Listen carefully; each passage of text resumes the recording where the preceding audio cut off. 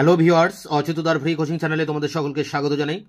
আজকের এই ভিডিওতে তোমরা যারা ক্যালকাটা ইউনিভার্সিটিতে বিএ হিস্ট্রি অনার্সে 6 সেমিস্টারে পড়ছো, তোমাদের যে ডিএসসি A3 পেপারটি রয়েছে, এই পেপারটির একটি ইম্পর্টেন্ট প্রশ্ন বাংলায় নমশূদ্র আন্দোলন সম্পর্কে আলোচনা করো। 20 নম্বরের এই প্রশ্ন উত্তর নিয়ে আলোচনা করছি এই ভিডিওতে। এছাড়া তোমরা যারা ওয়েস্ট বেঙ্গল স্টেট ইউনিভার্সিটিতে পড়ছো, তোমাদের যে সিসি 13 পেপারটি রয়েছে, এই পেপারটিরও একটি ইম্পর্টেন্ট প্রশ্ন বাংলায় নমশূদ্র আন্দোলন, এবং সেক্ষেত্রে এই প্রশ্নের উত্তরটি তোমাদের জন্য 10 নম্বরের ইম্পর্টেন্ট। তো তোমরা এই প্রশ্নের উত্তর অর্থাৎ এই 10 নম্বরের জন্য প্রথম দুটি প্যারা ছেড়ে তৃতীয় প্যারা থেকে তোমরা লিখবে, তাহলে তোমাদের 10 নম্বরের পারফেক্ট অ্যান্সার হবে। কারণ এখানে 20 নম্বরের নোটসে প্রথম দুটি প্যারা একটু ভারতের জাতপাতের ব্যবস্থার উপরে আলোকপাত করা হয়েছে। এই অংশটা তোমরা ছেড়ে তৃতীয় প্যারা থেকে তোমরা অ্যান্সার লিখবে 10 নম্বরের জন্য। আর 20 নম্বরের জন্য ক্যালকাটা ইউনিভার্সিটি, তোমরা এই জায়গা থেকে অ্যান্সারটা শুরু করবে। ব্রিটিশ ঔপনিবেশিক শাসন বাংলায় এক সামাজিক বিপ্লবের সূচনা করেছিল। এর প্রথম প্রকাশ 19 শতাব্দীতে। পাশ্চাত্য সূচনা ও প্রসার, মহানগরীর পত্তন এবং তারই সঙ্গে গড়ে ওঠা মফস্বল শহর, শিল্প বাণিজ্যের বিস্তার, আর অন্যদিকে গ্রাম বাংলায় কৃষি বাণিজ্যের প্রসার ও কৃষিক্ষেত্রে বাংলায় পাট জাতীয় অর্থকরী ফসল ফলানোর উৎসাহ ইত্যাদির প্রভাব সমকালীন বাংলার সমাজ জীবনকে কিছুটা নাড়াচাড়া দিয়ে তাকে চঞ্চল ও গতিশীল করে তুলেছিল। ব্রিটিশ শাসনের ফলে জাতিভেদ প্রথায় ধাক্কা লাগলেও তা কিন্তু ধ্বংস হয়নি।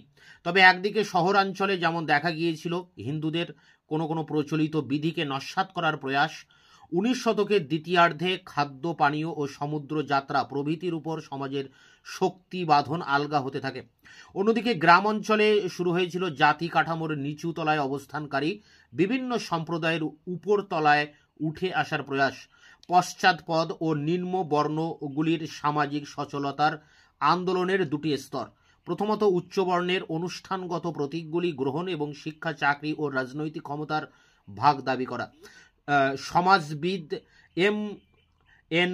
শ্রীনিবাস একে সংস্কৃতায়নের প্রক্রিয়া বলেছেন। অর্থাৎ এই প্যারাতে যে সংস্কৃতায়নের যে প্রক্রিয়া, সেটি নিয়ে প্যারাতে আলোচনা করা হলো। এর পরের প্যারা দেখো, ব্রিটিশ সরকার প্রশাসনিক অনুসন্ধানের কারণেই জাতি নিয়ে চিন্তাভাবনা শুরু করে। আদমশুমারির ক্ষেত্রে জাতি একটি খুবই উল্লেখযোগ্য উপাদান ছিল, এবং 1872 থেকে 1931 পর্যন্ত 10 বার্ষিক আদমশুমারি প্রতিবেদনের একটা উল্লেখযোগ্য অংশই জাতি পদমর্যাদার বিবরণ অনুসন্ধানের কাজে ব্যয়িত হয়েছে, কিন্তু এবং বিভিন্ন উচ্চতর পদমর্যাদা অথবা অধিকতর সম্মানীয় অবস্থানে ওঠার দাবির বিষয়ে পর্যবেক্ষণ করেছে। এইচ রিজলে 1901 সালে সেন্সাস কমিশনার হন। তখন তিনি শুধু সমস্ত জাতিগুলিকে পরিগণনার করার প্রস্তাব দেননি, জাতিগত উচ্চতার ক্রমে তাদের অবস্থানটিকে নির্ণয় করে নথিভুক্ত করার কথাও বলেন। এইভাবে জাতিগত ক্রমোচ্চতাকে সরকারি তরফে স্থায়ী করার উদ্যোগ নেওয়া হয়। বাংলায় জাতিগত স্বেচ্ছাকৃত সমিতির অর্থাৎ ভলেন্টারি অ্যাসোসিয়েশন এর জন্ম হয়। এই সব সমিতিগুলি আদমশুমারি ভিত্তিক জাতিগত আন্দোলনে জড়িয়ে পড়ে এবং সরকারি শ্রেণীবিন্যাস পরিকল্পনায় আচরণগত উচ্চতর মর্যাদার দাবিতে 1891 সালে প্রথম সেন্সাস কমিশনের কাছে আবেদন করে। মফস্বল বাংলায় এই আপাত চাঞ্চল্য কিন্তু জাতি প্রথাকে স্বীকৃতি দিয়েছিল এবং মেনে নিয়েছিল জাতি কাঠামোয় ব্রাহ্মণের সর্বোচ্চ স্থানকে। অর্থাৎ এই দুটি প্যারাতে আমরা দেখলাম ব্রিটিশ ঔপনিবেশিক যুগে ভারতের জাতপাত ব্যবস্থা বা জাতি কাঠামো কেমন ছিল, এবং সেখানে আদমশুমারি অনুযায়ী ব্রিটিশ সরকার কিভাবে ভারতের এই জাতি কাঠামোকে দেখত, সেই সমস্ত বিষয় নিয়ে এই দুটি প্যারাতে আলোচনা হয়েছে। এবার আমরা নমশূদ্র আন্দোলনের উপরে দৃকপাত করব। দেখো, জাতি কাঠামোর উপরতলায় স্থান পাওয়ার জন্য 19 শতকে যত আন্দোলন হয়েছিল তাদের মধ্যে সব থেকে গুরুত্বপূর্ণ ছিল নমশূদ্র আন্দোলন। ঔপনিবেশিক বাংলায় নমশূদ্র সম্প্রদায় ছিল দ্বিতীয় বৃহত্তম হিন্দু জাতিগোষ্ঠী এবং পূর্ব বাংলার বৃহত্তম হিন্দু কৃষক সম্প্রদায়। আবার নমশূদ্রদের প্রতিবাদী আন্দোলন ঔপনিবেশিক বাংলার সব থেকে শক্তিশালী তপশিলি জাতি আন্দোলন। নমশূদ্ররা প্রায় নিরবিচ্ছিন্নভাবে 19 শতকের 30 দশক পর্যন্ত জাতীয় আন্দোলনের মূল স্রোত থেকে বিচ্ছিন্ন ছিল। প্যারা করে বাংলার হিন্দু সমাজে বর্ণ বা জাতিগত দ্বন্দ্ব সবসময় একটা উপাদান হিসেবে ছিল।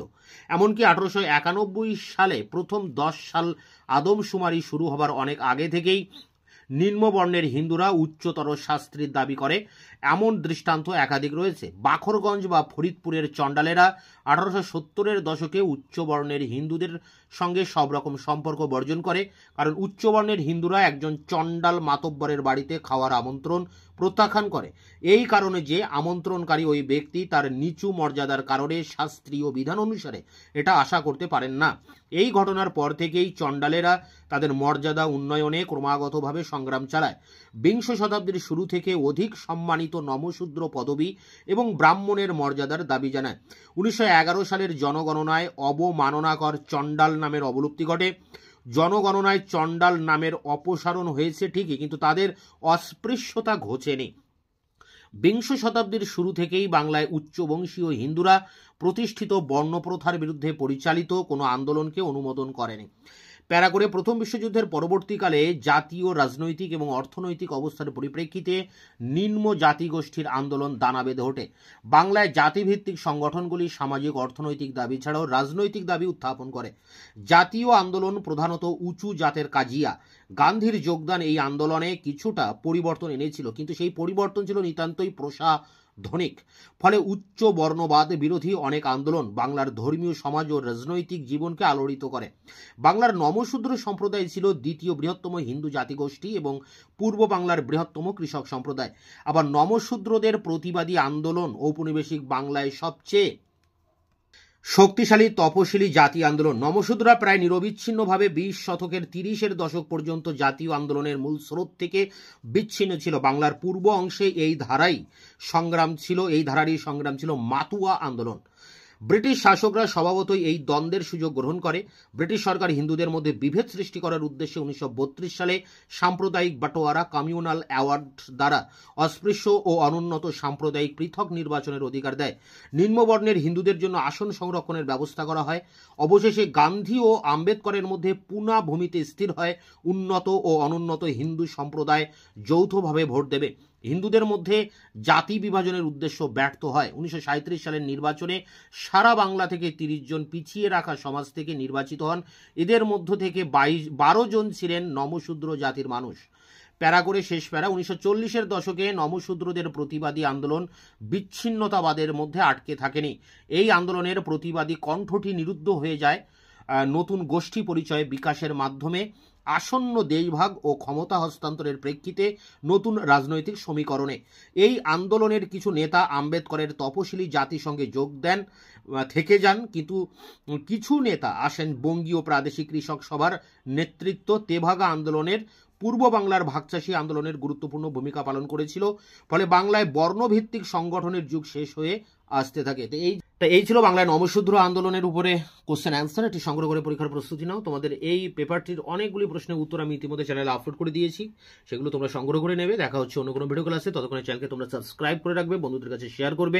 ভিডিওটি ভালো লাগলে অবশ্যই একটা লাইক দেবে।